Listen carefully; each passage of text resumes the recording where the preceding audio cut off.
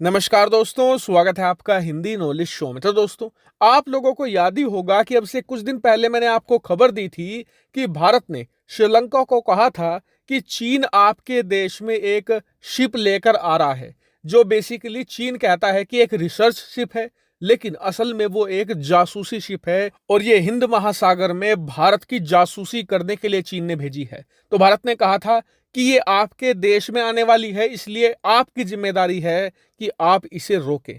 उस समय भारत के कहने पर श्रीलंका ने चीन से रिक्वेस्ट भी करी थी कि जो ये शिप आ रही है, इसकी जो विजिट है आप इसे डेफर कर दीजिए, मतलब आप इसे अभी मत लेकर आइए। लेकिन मैंने आपको उसी वीडियो में कहा था कि श्रीलंका ने भारत को साफ कहा है कि हम्बन टोटा पोर्ट जो हमने 99 साल के लिए चीन को दिया है ना, उसमें ये मेन चीज लिखी गई है कि श्रीलंका कभी भी चीन को रोक नहीं सकता, ज्यादा से ज्यादा श्रीलंका बस रिक्वेस्ट कर सकता है। और श्रीलंका ने यह भारत के कहने पर कर भी दिया था। लेकिन आप जानते हैं कि इस समय वो रिसर्च शिप श्रीलंका के मना करने के बावजूद श्रीलंका के हम्बन टोटा पोर्ट पर आ चुकी है और वहां पर रुकी हुई है। अब इस पर बहुत सारे लोगों ने कहना शुरू कर दिया कि ये तो भारत की हार हो गई, चीन ने भारत को पटखनी दे दी है, जबकि असल में ऐसा कुछ था ही नहीं। दरअसल चीन ने जो ये रिसर्च शिप भेजने का ऐलान किया था, ये अचानक से कर दिया था।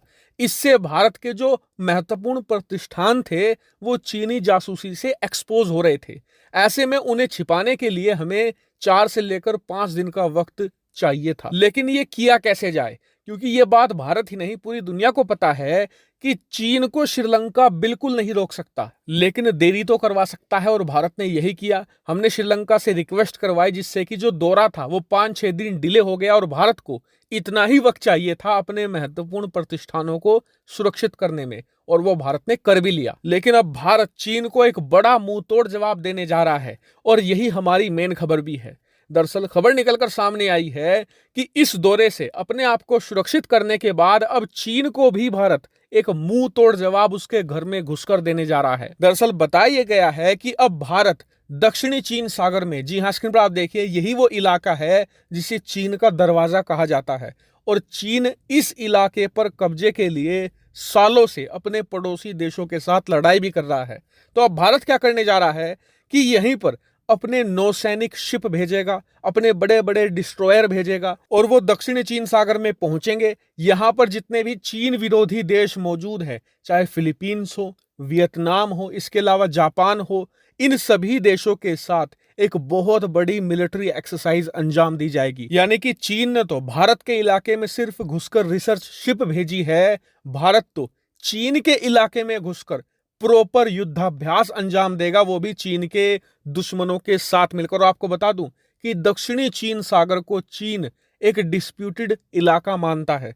ऐसे में भारत चीन के डिस्प्यूटेड इलाके में घुसकर ये बड़ी कार्रवाई अंजाम देगा। इतना ही नहीं, इस इलाके में जितने भी चीन के दुश्मन देश हैं, जिनका दक्षिणी चीन सागर को लेकर चीन से विवाद चल रहा है, चाहे वो फिलीपींस हो, इंडोनेशिया हो, वियतनाम हो या फिर मलेशिया हो, इन सभी देशों को अब बड़े लेवल पर हथियार सप्लाई किए जाएंगे, खासकर कि ऐसे हथियार जो चीनी नौसेना को पानी के अंदर दफन कर दे। मैं बात कर रहा हूं यहां पर ब्रह्मोस मिसाइल की, और इसकी शुरुआत आप जानते ही हैं कि हो चुकी है फिलीपींस से।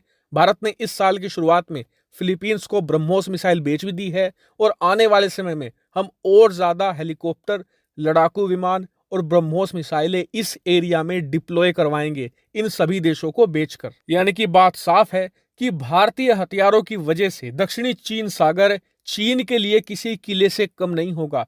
चीन यहीं पर फंसकर रह जाएगा। हालांकि इस पर आपका क्या मानना है, कमेंट करके जरूर बताएगा। फिलहाल इस वीडियो में इतना ही। Thank you very much for watching video.